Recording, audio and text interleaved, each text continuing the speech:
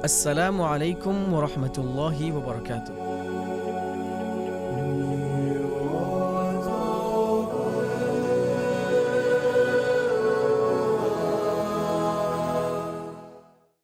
Why do some people suffer so much in this life, especially the innocent, such as children?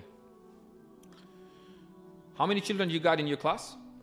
About 13, 14. What's the age of the youngest? The youngest is 11. 11. Okay. And the oldest? The oldest is, for a full-time program, is 16. Okay. Is there a part-time program you're teaching? Yes, yes. Okay. What about the age group over there? There, the oldest is 21. Okay. And the youngest? Youngest is 11. So, yeah. 11. Okay. So now this 11-year-old, did you ever test him? Do you listen to his dars? Yes, yes. Okay. Does he recite to you? Yes. Sometimes he makes a mistake? Yes, he makes mistake. Okay. Does he feel proud that he's making a mistake? No, he does not. He cannot feel proud that he's making a mistake, right? Why? Because he's reciting his sabaq or his dars, to you. He is being tested when he's reciting it to you. He can never feel proud about it. In fact, this is a type of suffering, right? But he's ready for this suffering because he knows that if I work hard, right, I will become hafiz. It's a noble status, right? I will achieve my goal. All of us, human being, young and old, despite our age difference, okay, whether someone is 2-year-old or 20 years old or 80 years old, okay, we are all in a test room, okay, we are being tested by Allah subhanahu wa ta'ala, okay, we make mistakes, we go through suffering, okay, we don't become proud of our mistakes and when we face suffering, but we have one goal in mind if we believe in Allah subhanahu wa ta'ala, that by facing these calamities and trials, if we have patience, if we continue living our life obeying Allah subhanahu wa ta'ala, we will achieve one status, and that status is being in Jannah. Okay, so suffering is part of this world. We have to keep in mind that we do not live in Jannah. We're not in Jannah. Nobody can say that, oh yeah, I thought it was Jannah. It's not Jannah, it is dunya. Dunya is darul imtihan. And when there is imtihan can be pleasant. It can be good for some people. For some people it will be terrible. Let me give you another example. Suppose you are in an exam room and you get a multiple choice question. Okay, suppose if there are 4 options and you have to pick one. So, what do you think? All the questions will be right, or some of them will be wrong and some of them will be right? What do you think? How should be an ideal question paper? It should be out of the 4 questions, 3 should be incorrect and one should be correct, yeah. 3 should be incorrect, right? So, can you blame the teacher saying, what type of teacher are you? You wrote the 3 wrong answers. Well, these 3 wrong answers are supposed to be there so that you pick the right answer. If you pick the wrong answer, that is your suffering.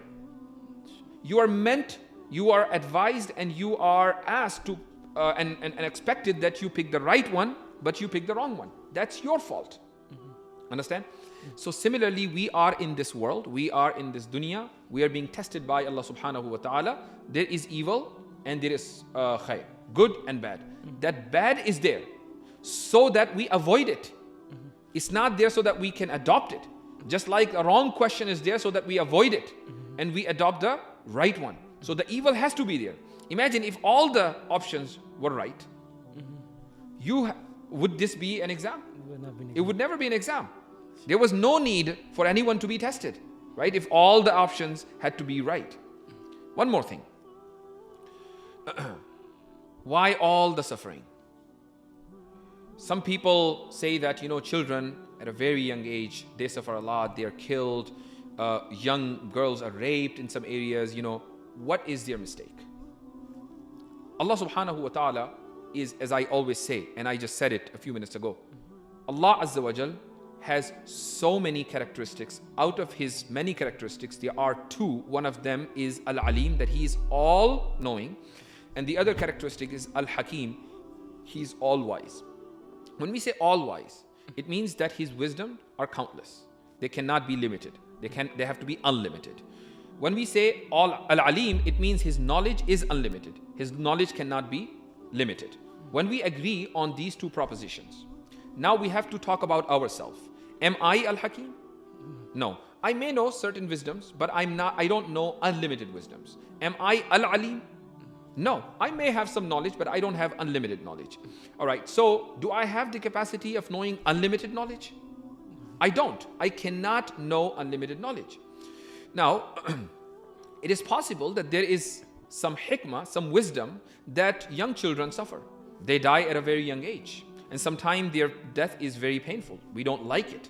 There can be some hikmah of Allah subhanahu wa ta'ala. Do we have any right, being the servants of Allah Azza wa Jal, to demand from Allah, oh Allah, before you execute your plan, you gotta tell us why you're doing it? We don't have that right. We don't have the capacity to understand every hikmah that Allah subhanahu wa ta'ala has, because his hikmah, his wisdoms are unlimited and his knowledge is unlimited. We don't have the capacity to understand unlimited knowledge and unlimited wisdom. Therefore, it is possible that some children suffer. There is some great wisdom, okay, that may not be, cannot be understood by us, but there is a wisdom that only Allah subhanahu wa ta'ala knows. One last thing, and then inshallah we'll conclude this answer. You know, if you Google this particular phrase, if I can go back in time and find Hitler as a child, I will kill him. Okay, imagine if time travel becomes possible. And some people are given this authority or this technology that they travel back in time and they find baby Hitler. Now, they know for sure, according to them, they know for sure that Hitler killed so many people. According to some people, according to some researchers, millions of people. Okay? He was a bad guy. Let's agree on it. So, because you know that Hitler is a bad guy, you have a technology through which you can go back in time and find baby Hitler, you will kill him. Why? Did baby Hitler commit any crime? No. Not yet. But you will kill him because you know that he's going to commit some crimes.